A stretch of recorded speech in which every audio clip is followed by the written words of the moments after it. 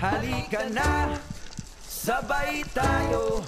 At kung sinong may gusto, dahil sa tubig alat, likas na yaman to.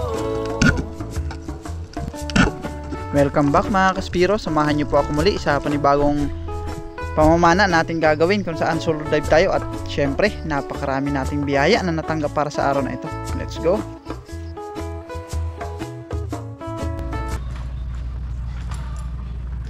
Maraming salamat pa rin po sa patuloy na suporta sa mga silent viewers at sa mga solid supporters. Ganon din sa nagbigay sa atin ng mask kay Joy Adventure at Native Channel, at sa nagpapahiram sa atin ng GoPro kay Renyel Ruba. Maraming salamat po, bossing. Good morning mga Kaspiro. Panibagong araw, syempre panibagong set. Sana hindi lumakas para na sa ganon ay makapamana tayo ng maayos. Solo dive pa rin ako. Kaunti lang yung gasolina ko at saka dito lang ako sa malapit, din ako lalayo. Parang alanganin pa na lumayo dahil may mga oras talaga na bigla nagsusubas ko.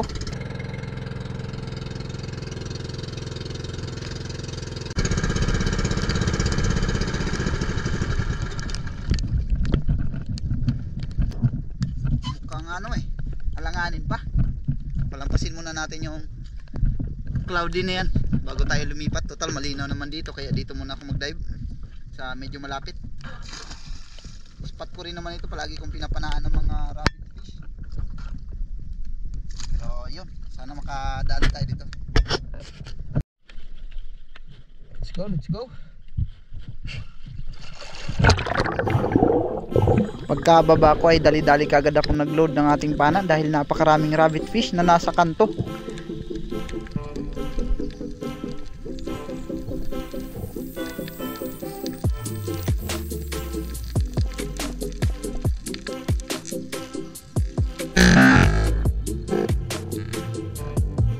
First shot natin ay yellow spotted rabbit fish, unang lubog ito mga Kaspiro. At napakaganda ng visibility ng dagat.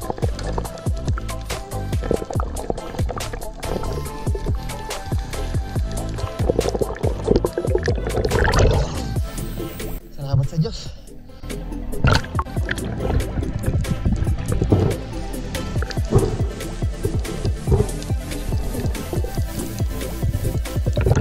Unang lubog sa dagat.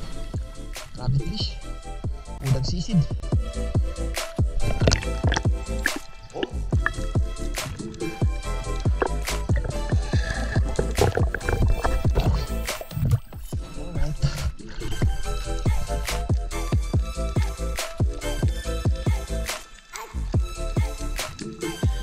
Sa ating naging next dive mga Kaspiro ay coral trout na oversize yung nakaharap sa akin. Pero nung range na at papanain ko na sana nung makita kong may surahan na nasa baba at napakalaki, kaya hindi ko siya pinansin. Nag-change target tayo papunta doon sa surahan at nagulat yung lapu-lapu nung lumapit yung Spanish flag snappers, kaya dumiretso na ako pababa kung saan naroroon yung surahan.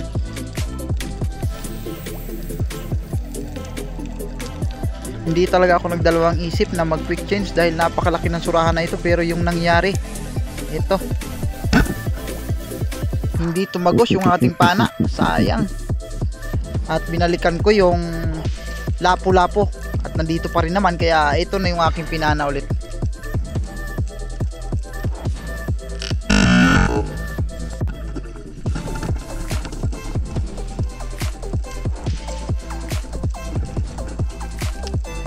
Ito na yung ating naging pangalawang isda sa araw na ito. Surahan sana yun pero hindi ukol, kaya hindi bumukol, sayang.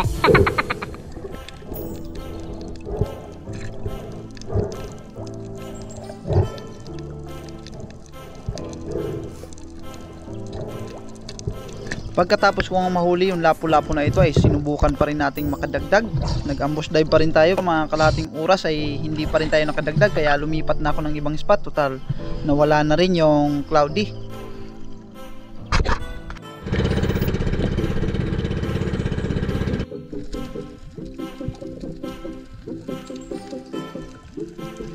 Another spot mga kaspiro, kung saan mayroon kaagad tayong nakita ditong isang luba o yung kugtong.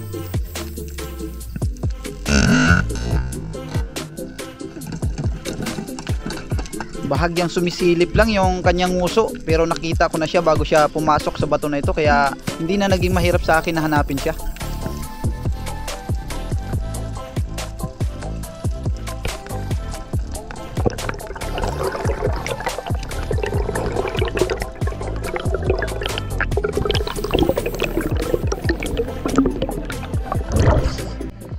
Bigo. Ay, thank you Lord.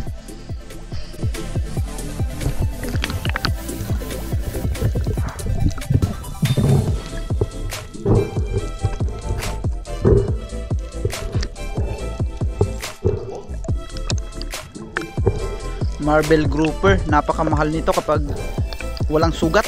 Ito ay nabibili ng buhay, parang 700 ang kilo kung hindi ako nagkakamali.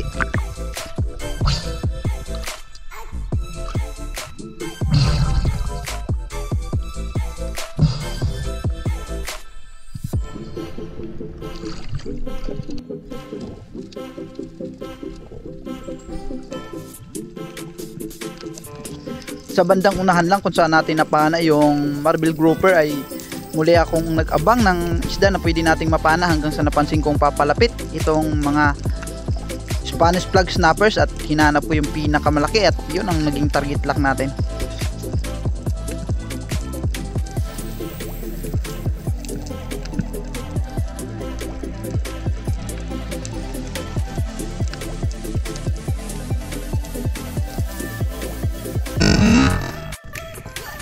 Napakagandang pagkakataon yung pagsugod niya, kaya ayun, napakaganda ng pagkakatama.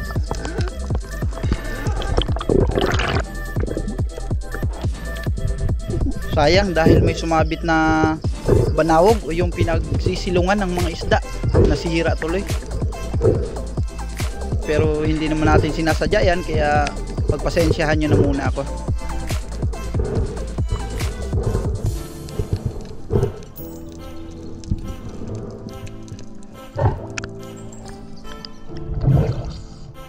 Spanish plug snappers, napakasarap nito mga kaspiro pag sigang.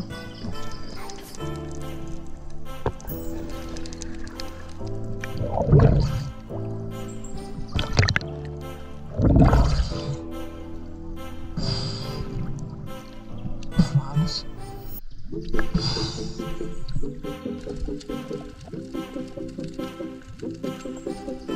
Same spot pa rin sa nakuna natin kanina ng Spanish plug snappers. Dito naman ay dalawang unicorn fish yung pumalit. Pero mukhang mailap dahil nabulabog na nung pumana tayo ng Spanish plug kanina. Pero nag-abang pa rin ako, nagbakasakali na lumapit, at nung akalain kong aabutin ay sinubukan ko ng panain kung talagang tatamaan.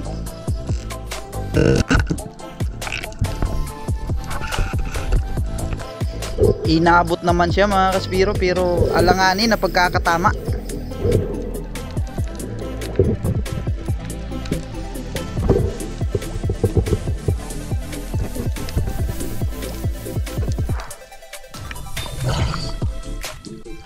Lakas na nag-agos.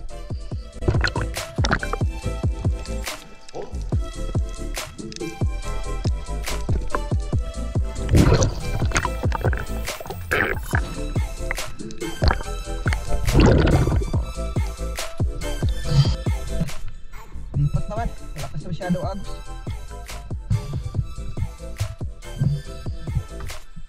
Ayun, nakatatlong piraso dito tayo sa ispat na to. Tapos yung kanina.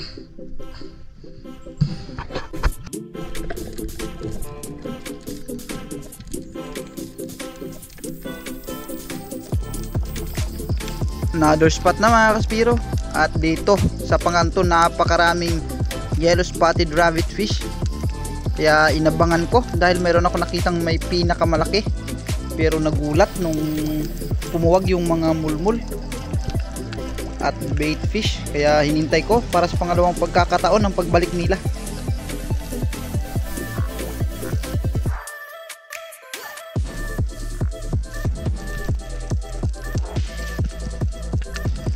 Hanggang sa natanaw ko na pabalik na, kaya inasinta ko na habang malayo pa para pagtapat ay kalabit na lang.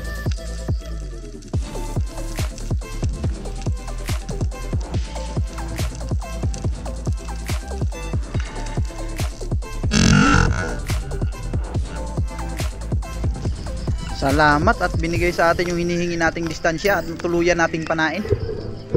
Pero alanganin nga lang yung pagkakatama dahil kapos na rin ako sa hangin kaya hindi ko na nasaita ng maganda.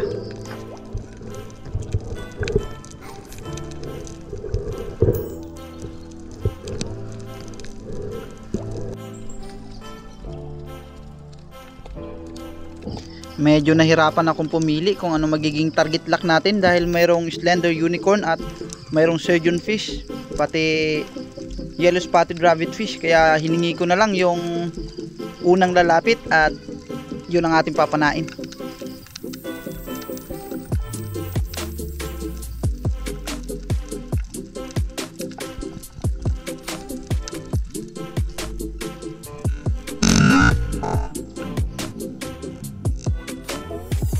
Rabbit fish yung unang lumapit o yung samaral, at nung pagkalabit natin may lumabas na 2 pirasong coral trout o yung lapu-lapu, kaya nagmadali ako sa pagtanggal nito para mabalikan agad yung 2 lapu-lapu.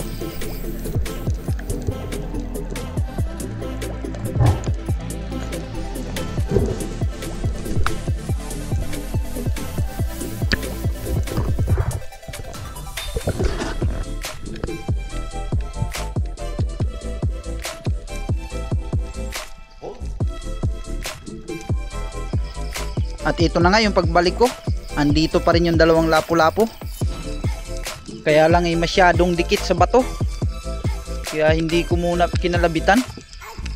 Nintay ko munang makaangat sila sa bato kasi malaki ang posibilidad na ma-stuck yung ating shop at masira yung corals.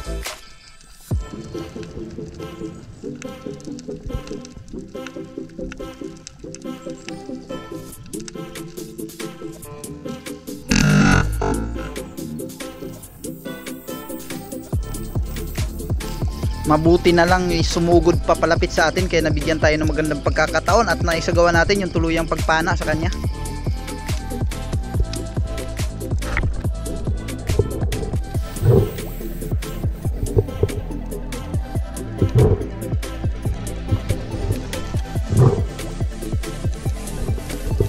Ang ganda ng pagkakatama, spine shot. Yun nga lang sa muli nating pagload para panain sana yung lapu-lapu, naputol yung ating rubber. Kaya sumampa muna tayo sa bangka para maayos. Dugtong pula-ula itong guma na naputol.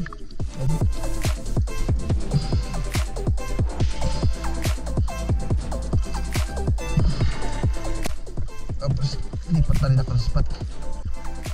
Kadagdag ng 3 piraso. Yan. Oh, lapu-lapu. Isang rabbit fish.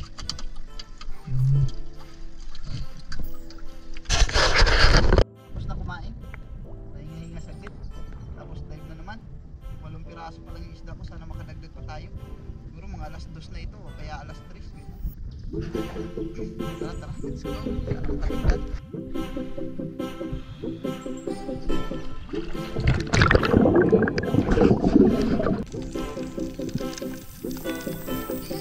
Ibang spot na ito mga kaspiro. Sinubukan kong lumayo ng konti. At sa pagdive natin na ito ay 3 pirasong slender unicorn yung ating nakita.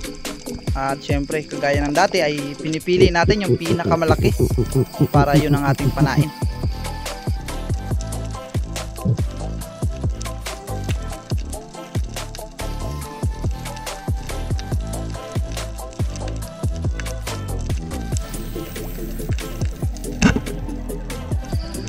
Ayaw talaga sumugod ng tuluyan kaya inigkasan ko na lang kahit malayo. Mabuti na lang inabot pa rin pero hindi na nakatagos yung ating flapper.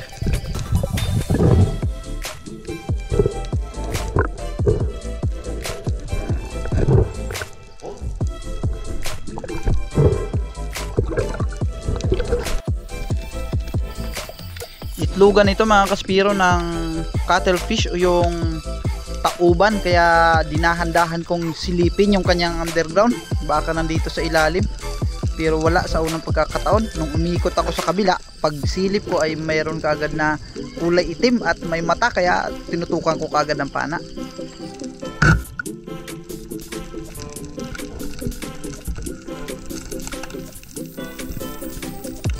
At nung paglabas, ayun nga, tauban nga talaga. Hindi lang talaga siya lubos na maklaro sa ilalim dahil madilim na yung kanyang pinasukan.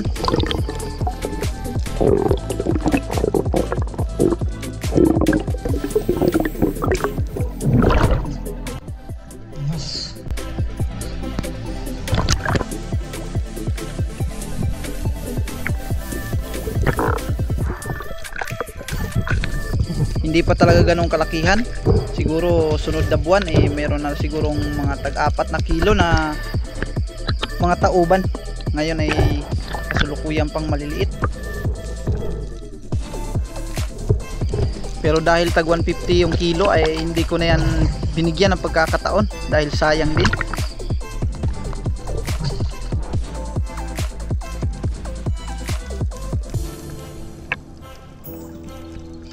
Sa muling pagsisid ko dito sa unahan kunti ay napakaraming mga putian.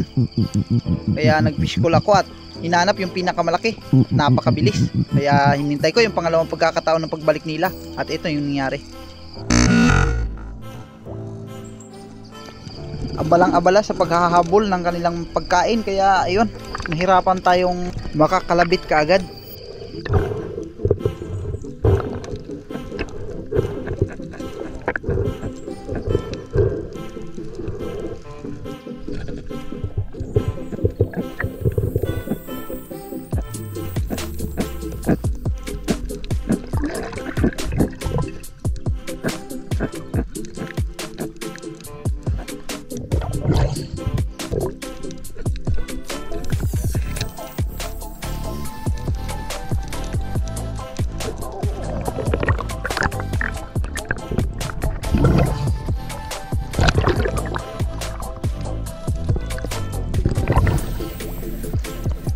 Matapos ko mailagay yung putian sa bangka, unicorn fish naman yung nagpakita dito sa atin.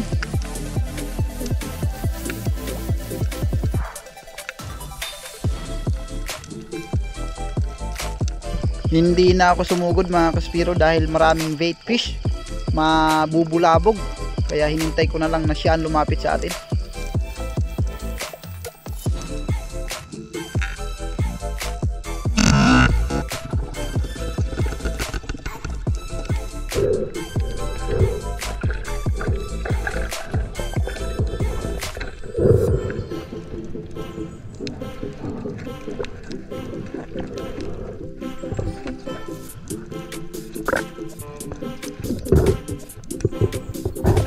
Itinuhog ko na lang ito sa buya dahil medyo malayo na tayo sa bangka kung babalik pa.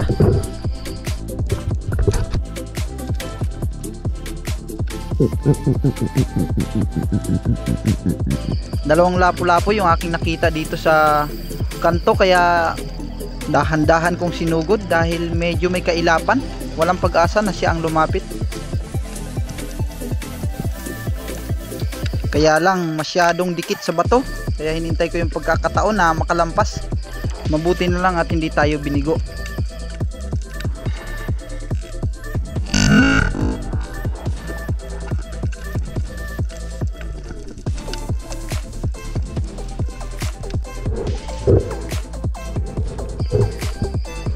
Medyo alanganin lang yung pagkakatama, kaya nung mahawakan ko dali-dali ko na kaagad itong sinecure dahil may isa pa na naghihintay. Sana ay hindi umalis at maabutan pa natin.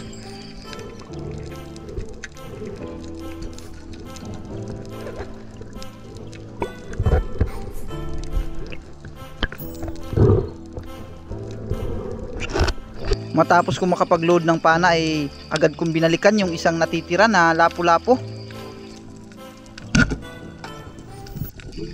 Long range shot lang yung ating ginawa para hindi abutin yung table corals.